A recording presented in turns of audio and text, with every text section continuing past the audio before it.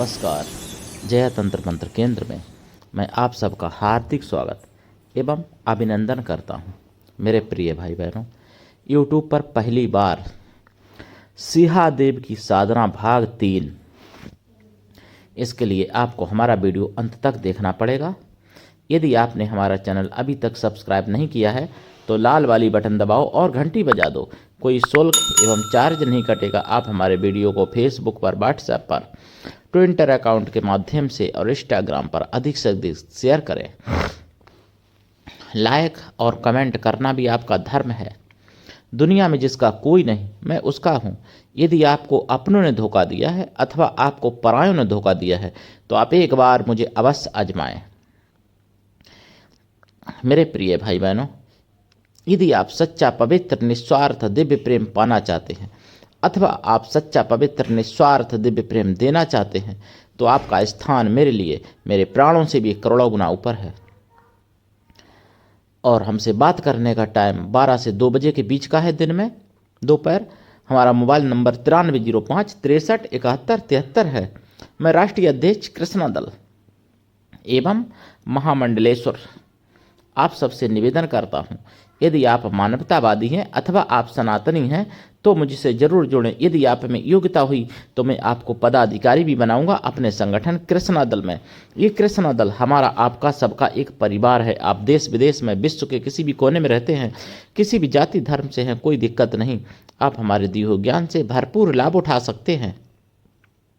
मेरे प्रिय भाई बहनों, मैं आपको सिंहादेव की साधना बताने से पहले कुछ जरूरी बातें बताना चाहता हूं। मैंने 1 सितंबर को सुना है सुदर्शन चैनल पर खबरों में, और जनमत में भी आप सुन सकते हो, खबरों में भी सुन लेना। आजमगढ़ में जिहादी पकड़े गए। वो जिहादी मुसलमान क्या करते थे? हिंदुओं को लूटते थे, फिरौती मांगते थे उनसे, रंगदारी मतलब मांगते थे। फिरौती वो लूटना तो अलग है, रंगदारी मांगते थे। तो एक बार हिंदू परिवार रंगदारी उनको 6,000 रुपये दे भी चुका। दोबारा फिर उनको पेट्रोल पंप पे रोक लिया। पेट्रोल पंप के पास उन्होंने पैसा देना मना किया क्योंकि उनके पास नहीं थे। तो जिहादी गुस्सा गए, खिंचा गए जिहादी, और उन हिंदुओं के पीछे पीछे उनके घर तक चले गए। उनकी शीशा तोड़ दिए घर के, और तोड़ फोड़ की बाहर, और जान से मारने की धमकी दी। और पीड़ित कौन थे? यादव थे, पीड़ित यादव। और रंगदारी मांगने वाले जिहादी थे, मुसलमान। मेरे मन में तो आया कि वोटों के टाइम पे तो खूब मुसलमानों को सपोर्ट करते हो गए अखिलेश के चक्कर में, लेकिन इस बात पे अखिलेश ने कुछ भी नहीं बोला, और न किसी और यादव ने कोई विरोध किया अखिलेश की पार्टी के। क्योंकि यादव चाहे मरे चाहे कटे, अगर वोटर जिहादी है, अगर मारने वाला जिहादी है तो अखिलेश का मुंह सिल जाएगा। चाहे यादव को जान से भी मार दो तब भी, जिहादी अगर मार देता है कोई मुसलमान तो अखिलेश का मुंह सिल जाएगा। और अगर कोई हिंदू चोटी काट देगा तो फिर अखिलेश पूरे विश्व स्तरीय अंतर्राष्ट्रीय खबर बनाएंगे उसको। ये मैंने सुना है सुदर्शन चैनल पर 1 सितंबर 2025। और मैं आपको बता दूं,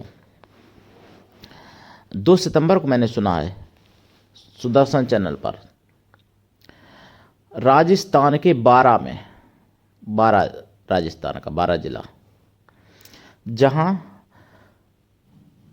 यानी अपनी पद यात्रा निकाल रहे थे राष्ट्रीय स्वयंसेवक संघ के लोग।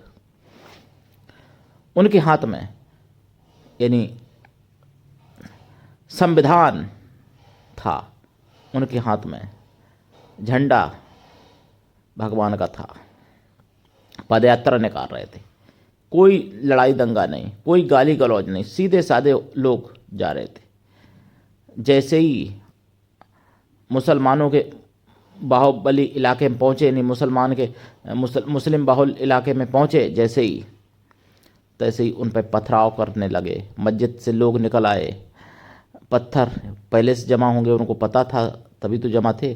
घरों से, मस्जिद से पत्थर चलने लगे, तलवारें चलने लगी, गोलियां चलने लगीं देखते ही देखते। और कई हजार की भीड़ उनको रोकने लगी उस यात्रा को। हालांकि डबल इंजन की सरकार थी, तो चलो इतना तो डबल इंजन काम आया कि फिर पुलिस वाले ने पहले समझाया, घंटों समझाते रहे, लेकिन वो पुलिस पर भी हावी हो गए। फिर पुलिस वालों ने लाठी चार्ज किया, फिर जिहादी सुअर भागे। आपको बता दें, फिर तो सुअरों की पूरी फौज भागी, फिर नहीं कोई सुअर दिखा। यह राजस्थान 12 की घटना है। लेकिन अगर पुलिस वाले ना करते कुछ, तो वो जिहादी सुअर शेरों को मार देते। क्यों? वो चुपचाप जा रहे थे। आरएसएस वालों ने, उन्होंने कोई, किसी ने प्रतिकार नहीं किया, उनको बदला देने की कोशिश नहीं की। अगर बदला आरएसएस वाले देते तो फिर ये हो जाता कि बेचारों को, मुसलमानों को मारा गया, मुसलमानों को सता रहे हैं हिंदू लोग, फिर बेचारे एक एक किलो के आंसू टीवी पे दिखाते मीडिया में। तो हिंदू तो वैसे भी स्वाभिमानी होते हैं, हिंदू सीधे होते हैं, हिंदू ज़्यादा पहले लड़ाई नहीं करते हैं मुसलमानों से। अपने भैया भतीजे से कर लेंगे, चाचा ताऊ में भाइयों से कर लेंगे लड़ाई, लेकिन जिहादी चाहे उनकी माँ बहन बेटी भी ले जाए, तब भी हिंदू लोग जल्दी नहीं बोलते हैं मुसलमानों से। अगर बोलते तो ऐसा नहीं होता, इसलिए मैं कह रहा हूँ। 2 सितंबर को मैंने सुनी है जालना की घटना, हालांकि 3 को भी सुनी है, 2 को भी, ठीक है।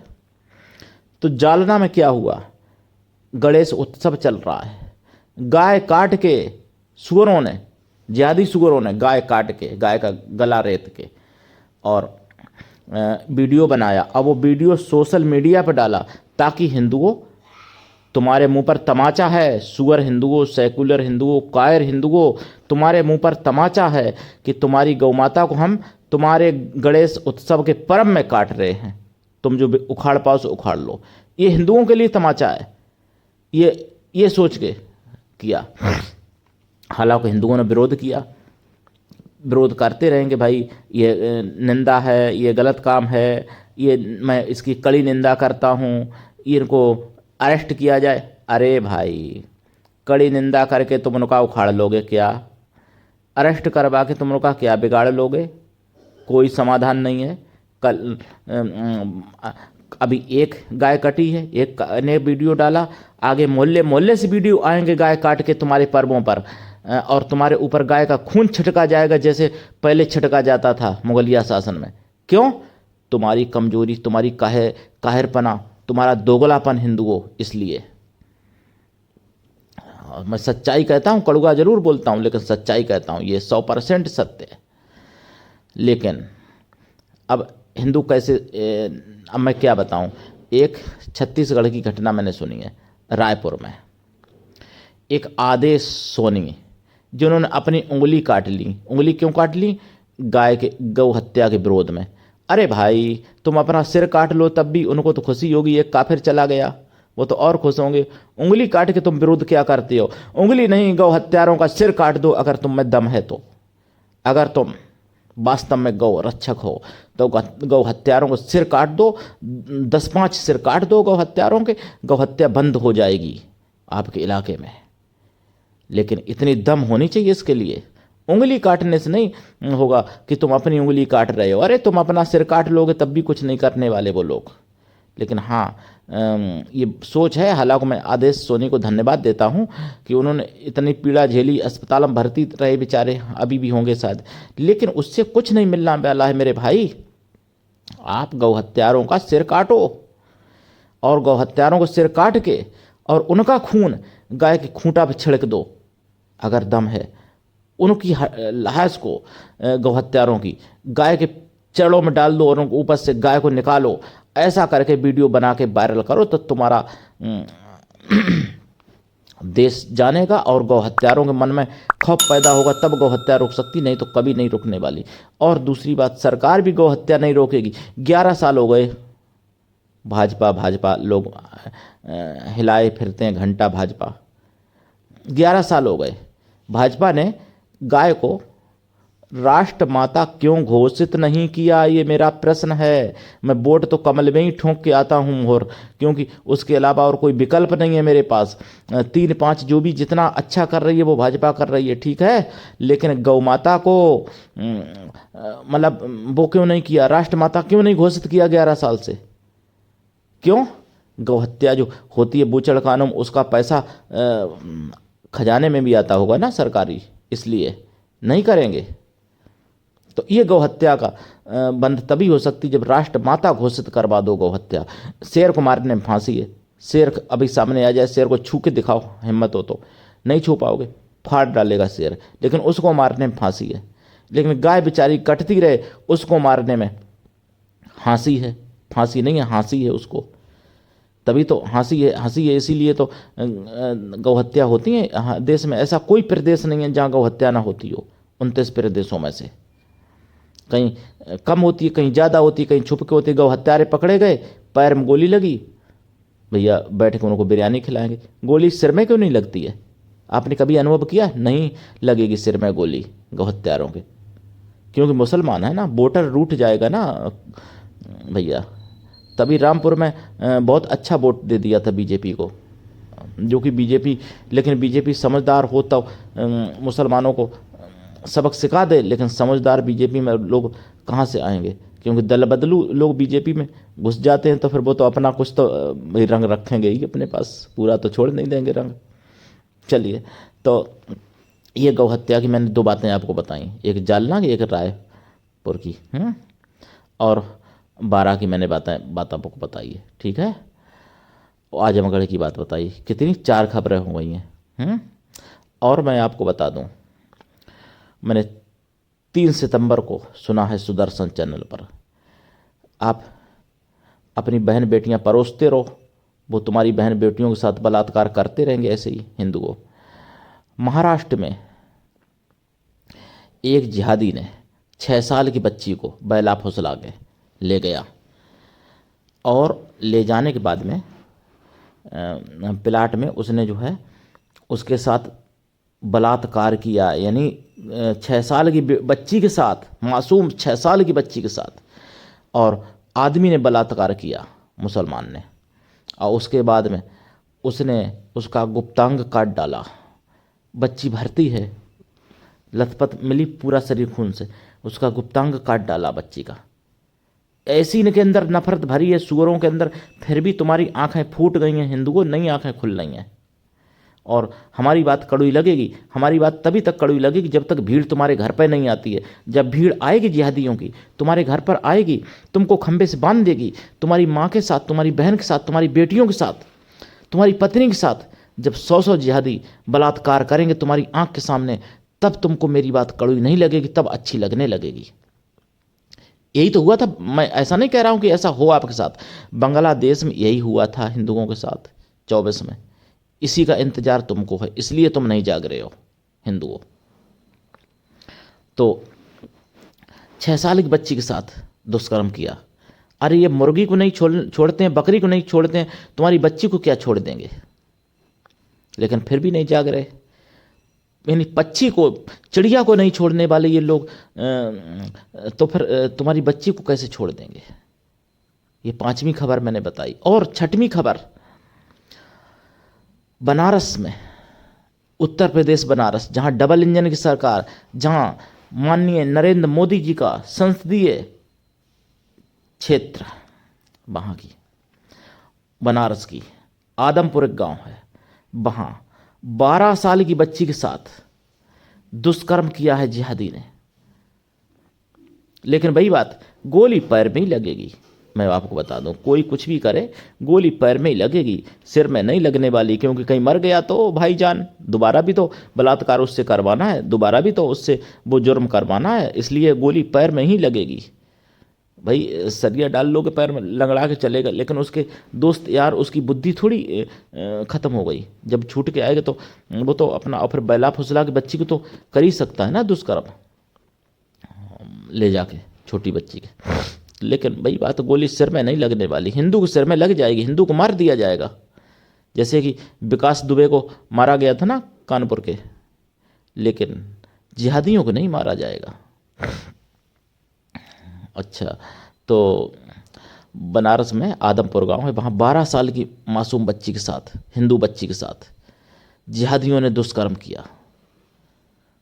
समझ रहे मेरी बात को? ये छठवीं खबर है। तो इसलिए हिंदुओं जागो, मेरी बात को बुरा मत मानो। प्रिय भाई बहनों, आप मेरे भाई बहन हो, मुझे पीड़ा है दिल में, इसलिए मैं आपसे क्रोध करता हूँ, इसलिए मैं गुस्सा होता हूँ। मुझे पीड़ा है कि आप लोग जागते नहीं हो, आप लोग मुसलमानों के तलवे चाटते हो। आप इतना नहीं कर पाते हो कि मुसलमान से कोई चीज़ नहीं खरीदेंगे और ना उनको अपनी कोई चीज़ बेचेंगे, ऐसा नहीं कर पाते हो। आर्थिक बहिष्कार इनका नहीं कर पाते हो।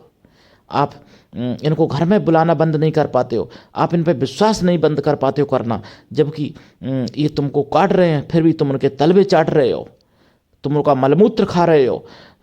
मतलब मूत्र जहद मल जहद कर रहे हैं ना, थूक जहद कर रहे हो, तुम उनका थूक खा रहे हो, फिर भी तुम्हारी आंखें नहीं खुल रही हैं। इसलिए मैं ऐसा कहता हूँ।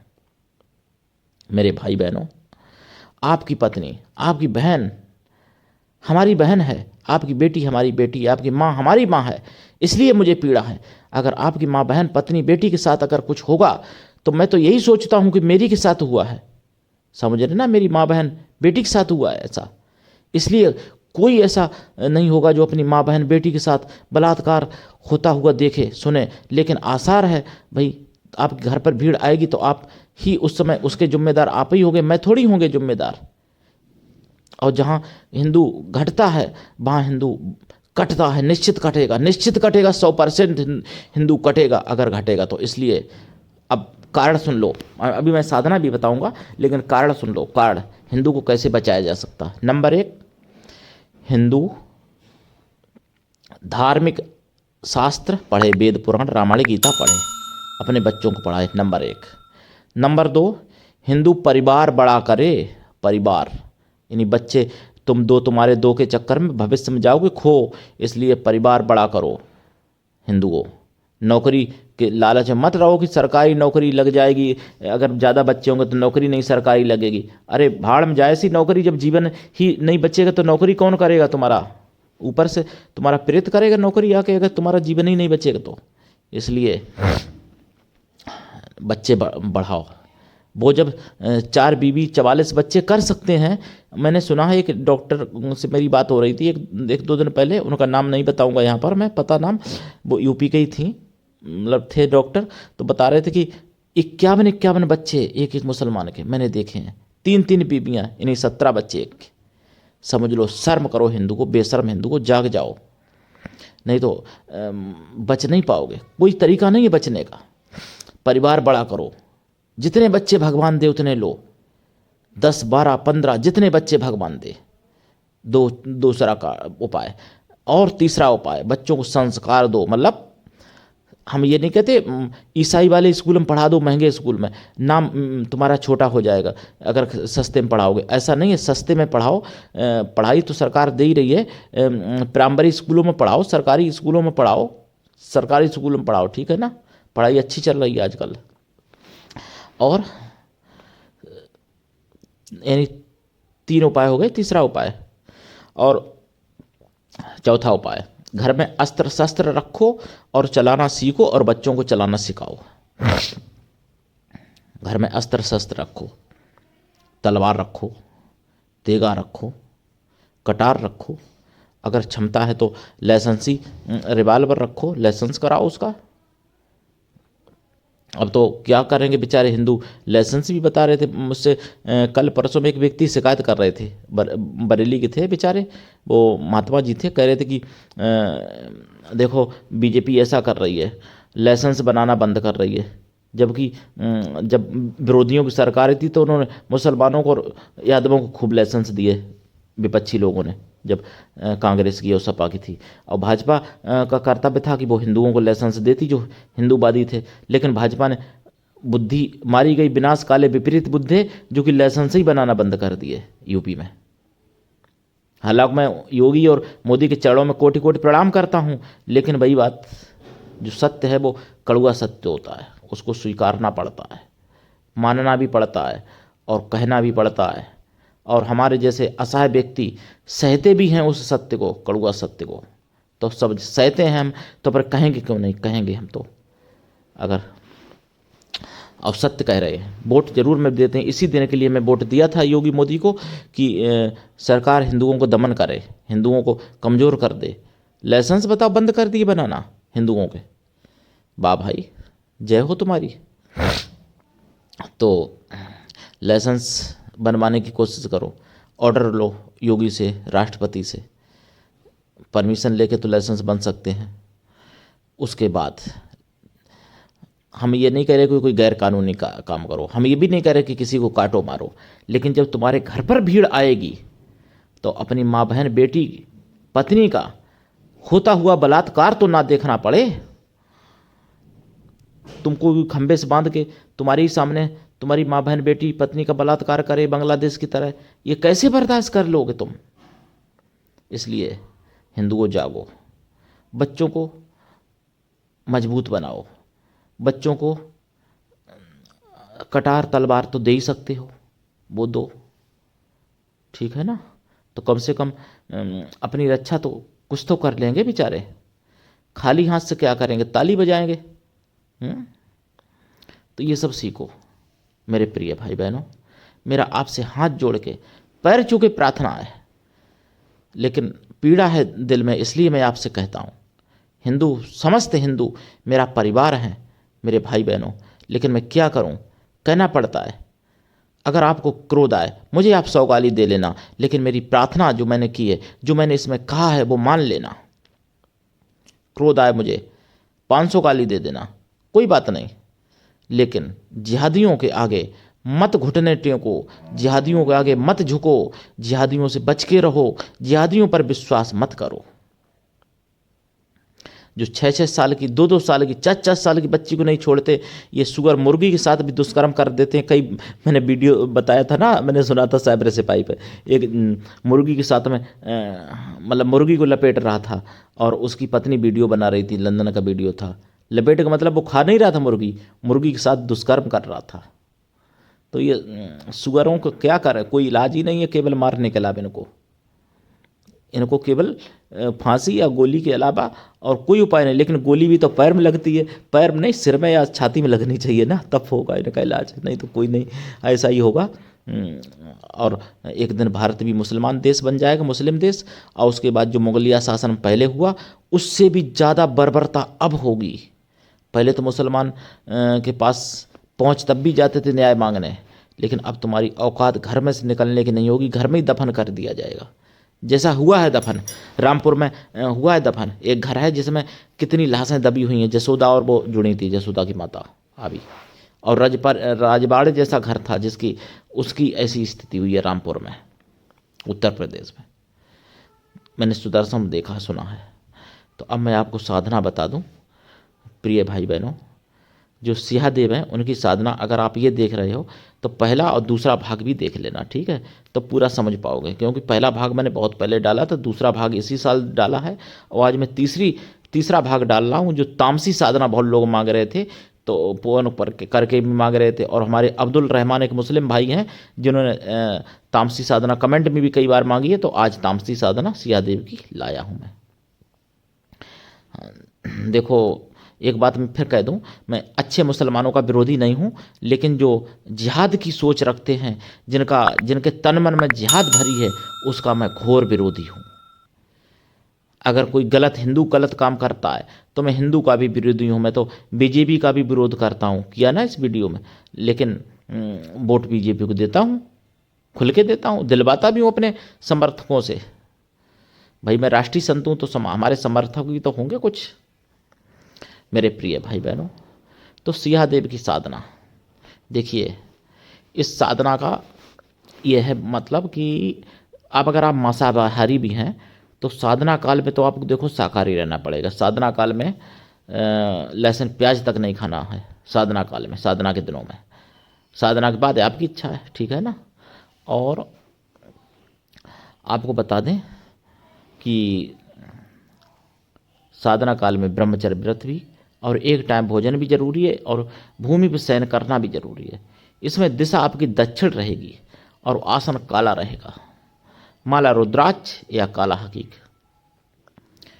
और जाप करेंगे आप, जाप में सरसों के तेल का दीपक जलेगा और प्रसाद इसमें खोया की मिठाई, पंचमेवा और बकरे की कलेजी और शराब और एक देसी अंडा।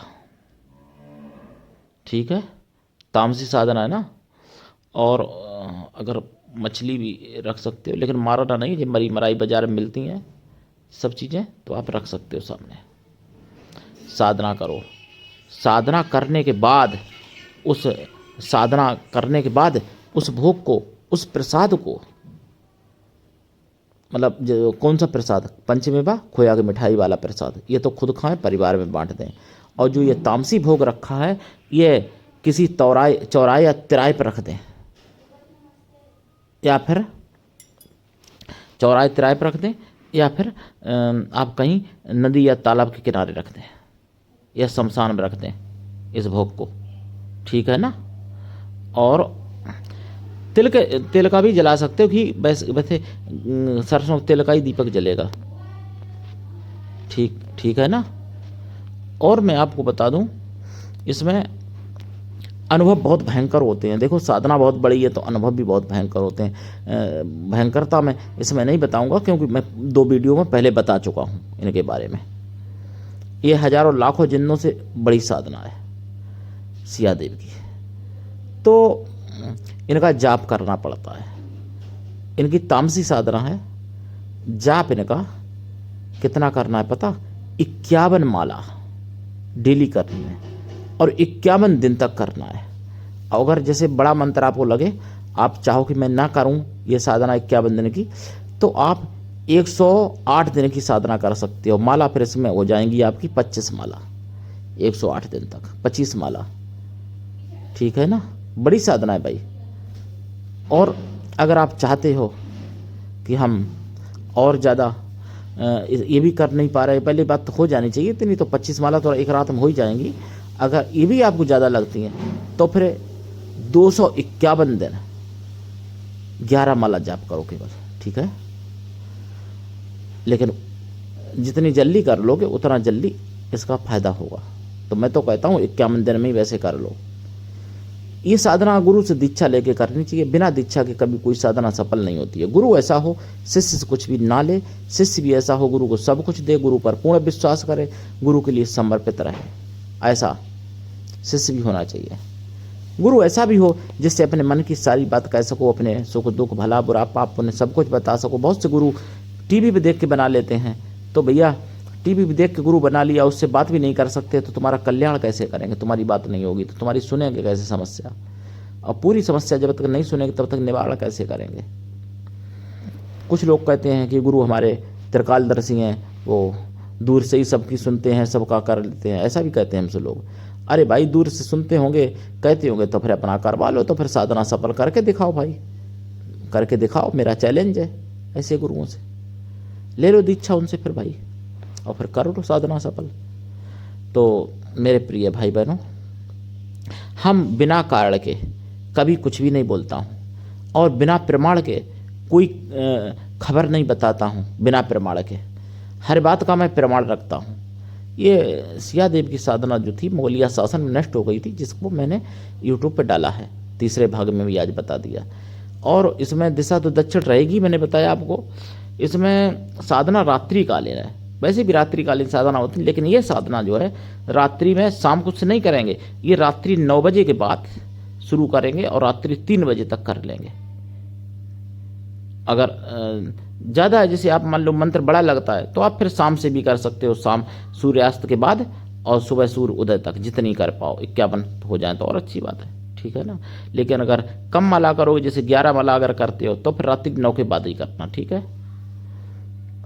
तो मेरे प्रिय भाई बहनों, ये सिया देव की साधना है, और ये साधना अगर सफल हो गई आपको, तो सारे दुख दरिद्र आपके मिट जाएंगे और सब कुछ प्राप्त वो होगा जो दुनिया में आपको चाहिए। जो 1000 जिंद एक साथ मिलके नहीं दे सकते, वो ये साधना दे देगी आपको सिया देव की। ध्यान रखना। लेकिन ऐसी साधनाएं दूसरे की भलाई के लिए जब इस्तेमाल करोगे तो साधना रहती हैं। अगर किसी का कोई आप बुरा करने लगते हो ऐसी साधनाओं से, तो ऐसी साधनाएं फिर आपको मतलब सर्वनाश आप करके, और वो साधनाएं चली जाती हैं। मतलब देवी देवता वो चले जाते हैं, फिर वो आपका काम नहीं करते हैं। तो इसलिए आप सोच समझ के ऐसी साधनाएं करना। बुरा साधनाओं के प्रभाव से अपने दुश्मन का भी नहीं करना चाहिए। मतलब जो आपका दुश्मन है, आपका पड़ोसी है, आपको जान से मारने को तैयार है अगर, तो उसका भी बुरा साधनाओं के प्रभाव से नहीं करना चाहिए। जो करता है उसके साथ क्या होता है ये तो मैंने बताया। और दूसरी चीज़ क्या होती है, उसका तीसरी पीढ़ी में या चौथी पीढ़ी, मतलब बल्कि तीसरी पीढ़ी में उसका वंश समाप्त हो जाता है। जैसे उसके बेटे हैं, बेटा बेटी हैं, ठीक, उनके बेटों के फिर संतान नहीं होती है। उनकी औरतें, बेटों की औरतें उनके बाँझ आती हैं, रहती हैं, या फिर संतानें मर जाती हैं, या फिर एक्सीडेंट हो जाता है बहू बेटा का, मतलब उनका तीसरी पीढ़ी में वंश समाप्त हो जाता है। जो ऐसे तांत्रिक होते हैं जो बुरा करते हैं किसी का, इसलिए बुरा नहीं करना चाहिए किसी का भी तंत्र विद्या से। केवल दूसरे के भले करने के लिए, दूसरे की मदद करने के लिए, या फिर अपना भला करने के लिए करनी चाहिए, लेकिन अपना भी भला उस ऐसे करें जिसमें दूसरे का बुरा ना होता हो। समझ रहे भाई बहनों। तो ये सिया देव की साधना है। ये बहुत उग्र अनुभव देती है। बहुत मजबूत दिल, फौलादी दिल हो तभी ऐसी साधना करना, नहीं तो भैया ऐसी साधना ना करना। मैं तो शुद्ध शाकाहारी हूँ, मैं तो लहसुन प्याज भी नहीं खाता, चाय भी नहीं पीता, मैं ऐसी साधना नहीं कर सकता। लेकिन हाँ, ये मैंने जानकारी के लिए आपको बताई है साधना। इसका जो है प्राचीन काल में लोग प्रयोग करते थे, जो तांत्रिक लोग होते थे, अघोरी तांत्रिक या राक्षसी विद्या वाले, ठीक है ना। तो ये मैंने आपको बताई है। ऐसी साधना से बड़े बड़े असुर इतने बलशाली हो जाते थे कि उनको मारना असंभव हो जाता था ऐसी साधनाओं से। ठीक है प्रिय भाई बहनों, तो ये आप सबका चैनल है, अकेले हमारा नहीं है, इसलिए इसको आगे बढ़ाइए। सनातन धर्म की आवाज़ है, इसलिए जन जन तक पहुंचाइए और जागते रहिए, दूसरों को भी जगाइए। मैं आपको बता दूं, मुस्लिम तभी तक सुरक्षित हैं भारत में जब तक हिंदू यहाँ बाहुबली हैं। नहीं तो आपको एक बात और मैं बताऊं, अभी मंत्र भी बता देता हूं इनका, सिया देव का। एक बात और बताऊं, आपत्तियां आपने देखा होगा, प्राकृतिक आपत्तियां देश विदेश में आ रही। अफगानिस्तान में 1400 का आंकड़ा हो गया पार मरने वालों का, भूकंप आया 2 बार, और 3000 से भी ज़्यादा घायल है अफगानिस्तान में। ये क्यों हो रहा है? जहाँ सनातन नहीं रहेगा वहाँ यही होगा। और सनातन जहाँ है भी वहाँ पे सनातन, सच्चा सनातन नहीं है। पहाड़ पर भी आपत्तियाँ आ रही ना भारत में, क्यों? वहाँ मांस ज़्यादा खाते हैं लोग, मांसाहारी ज़्यादा, मांस ज़्यादा खपता है। हवन यज्ञ बंद हो गए। हवन यज्ञ अगर होने लगे, 1 साल हवन यज्ञ अगर पूरी दुनिया में होने लगे, दूसरी साल पूरी दुनिया में आपत्तियां ऐसी नहीं आएंगी। अगर आ जाए तो मेरा सिर काट दो। मैं वादा करके कहता हूं कि अगर मेरे हिसाब से पूजा पाठ हवन यज्ञ करने लगो, जिस दुनिया, पूरी दुनिया में अगर होंगे, पूरी दुनिया सुरक्षित होगी। अगर जिस देश में होंगे वो देश सुरक्षित हो जाएगा। मेरे हिसाब से अगर आप हवन पूजा करने लगो, मेरा कोई हमारा रिजर्व नहीं है हिसाब, वो सनातन धर्म का हिसाब है, वो शास्त्रोक्त हिसाब है, शास्त्रोक्त विधि है, सनातन धर्म की विधि है। उस विधि से अगर आप करने लगो पूजा पाठ, हवन यज्ञ, जप तप व्रत उपवास 1 साल करने लगो, 1 साल के बाद दूसरी साल वो आपत्तियां नहीं आएंगी उस देश में। अगर आ जाए तो मेरा सिर काट देना, लेकिन पूरे देश को करना पड़ेगा, एक के करने से नहीं, पूरा देश जो करने लगे, चाहे भारत अपना देश हो चाहे अन्य कोई देश हो, जहां ये नियम अपना लिया जाए वहां ऐसा हो जाएगा। मैं वादा करता हूं ये। ठीक है प्रिय भाई बहनों, तो करिए साधना, उठाइए लाभ। और मेरे प्रिय भाई बहनों, हाँ, मंत्र है सियादेव का, ओम सिंहादेव, ओम सिंहादेव देव सैलुआ, ओम सिंहादेव देव सैलुआ मेरी रक्षा करो, सारे शत्रु जला के भस्म करो, सारे शत्रु अस्त्रों से नष्ट करो, सारे शत्रु पथभ्रष्ट करो, और मेरा कहा सब काम करो, दुनिया में मेरा नाम करो। और भी बहुत मंत्र है, बड़ा है मंत्र थोड़ा। जो ये मंत्र मैंने बताया है, इसकी तो केवल एक ही माला करनी पड़ती है। ये मंत्र जो अभी मैंने बताया, इसकी एक माला ही करनी पड़ती है, 108 दिन तक। तो अभी और मंत्र इसके आगे है, पूरा नहीं बता रहा हूँ, तो दीक्षा पे निःशुल्क देता हूँ, दीक्षा में ले लेना। तो आज के लिए इतना ही, धन्यवाद। जय श्री राम, हर हर महादेव, जय गौ माता की, जय भारत माता की, वंदे मातरम, जय सनातन, जय हिंदू राष्ट्र।